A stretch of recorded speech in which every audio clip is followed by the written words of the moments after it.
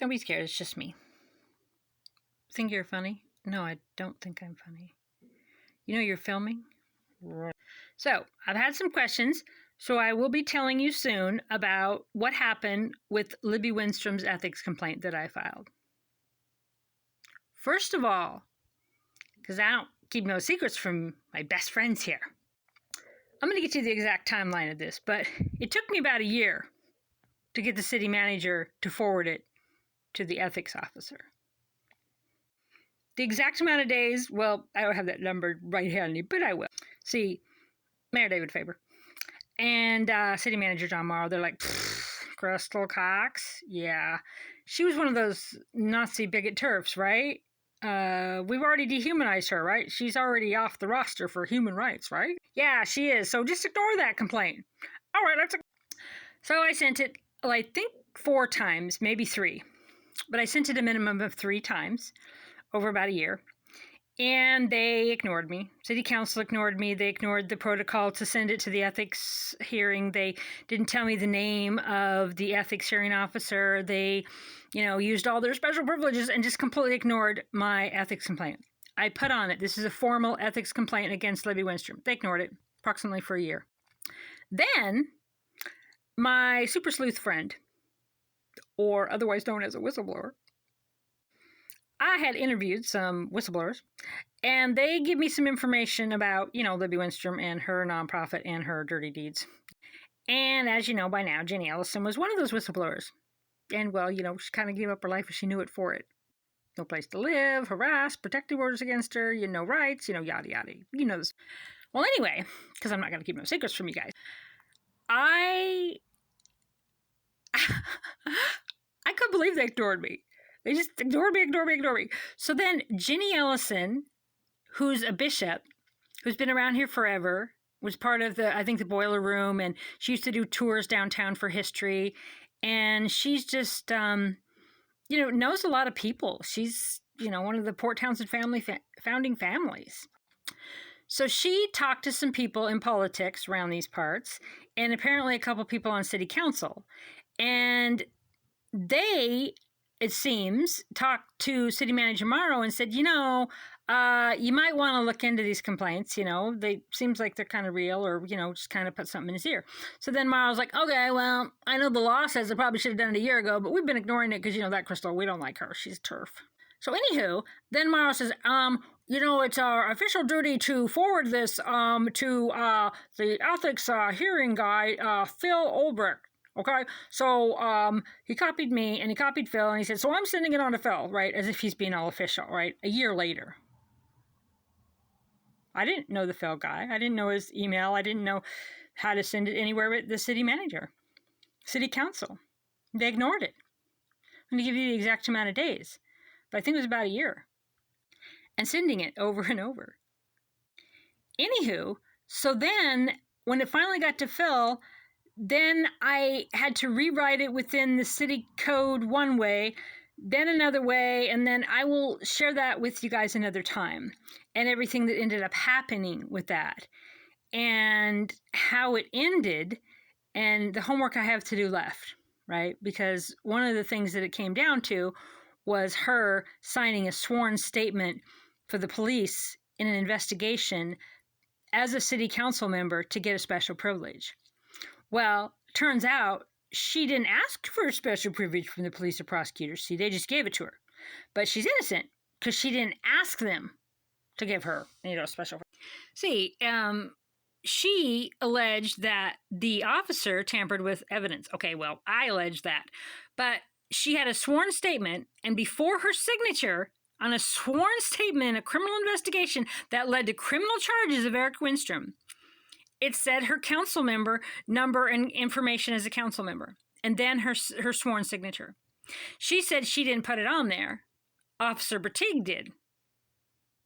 And her attorney, McFadden or whatever, Alton out of Paulsbo, this going after Jenny, Libby's attorney, is representing Jenny's landlord. They evicted her, stole all her stuff, abused her, violated her rights, shoved her, stole her property, no disability rights, no tenant rights, no victim rights, because she's a whistleblower, you see. Anywho, so because Libby's attorney said, well, no, she sent it to me. She sent me that sworn statement and it didn't have her identification as a council member. And then Officer Batik said, nope, she didn't send it with that. So it come down to, well, who did? Well, it wasn't Libby. Because yes, they gave her favors. Yes, they called prosecutors at night. The police tried to set Eric up, went to his house, looked in the windows without a search warrant, trying to set him up for guns, trying to set him up for alcohol, trying to set him up for everything to help Libby. But you say she didn't ask for it. So the special favor, well, I didn't ask for it. I don't know. They just do these things around here. And then the prosecutors, talking to her strategy to get Eric. That guy never had a chance. He spent, like a year in jail now or something? Because they go after him and after him and after him. You could be next. It's easy. Any of you, go get a protective order. It's really easy.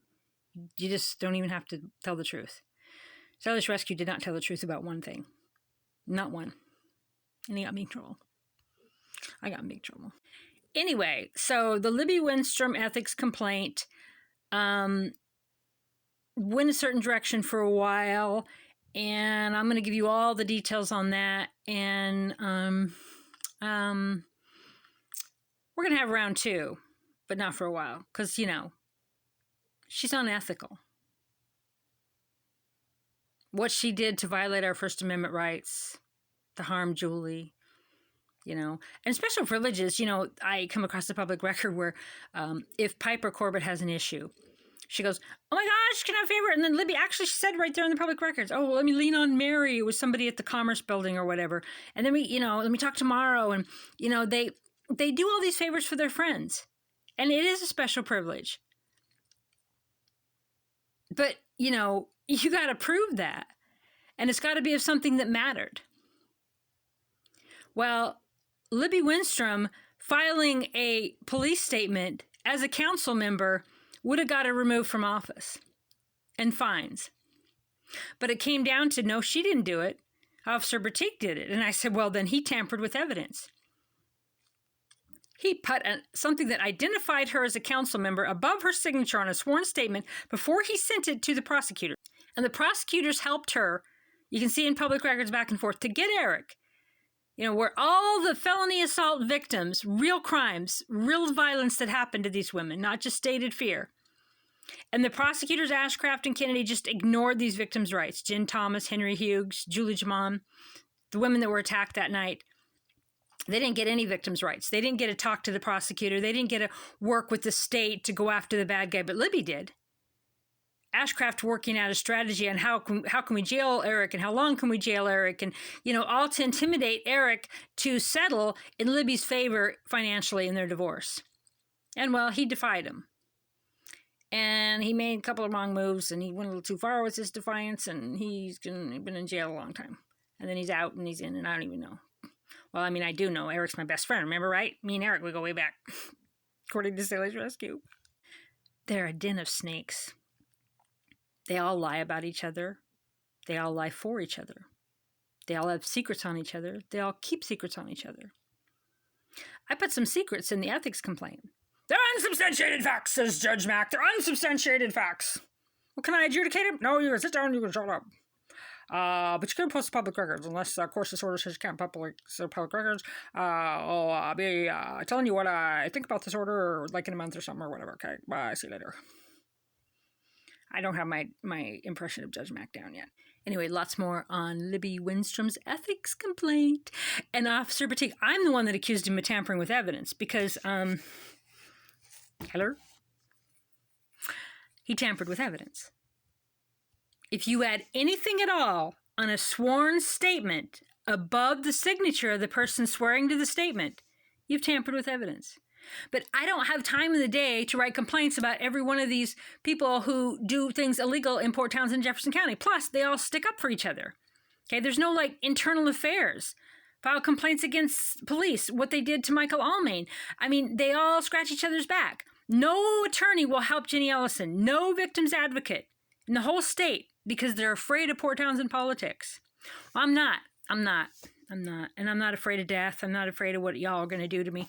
I already survived it. Come right on out back the other side, and here I am. I lived. Okay? So you want to rumble? Let's rumble! Head on down to the courthouse, get a detective order against that Crystal Cox right now. I recommend you do it. You're probably eligible. Eligible?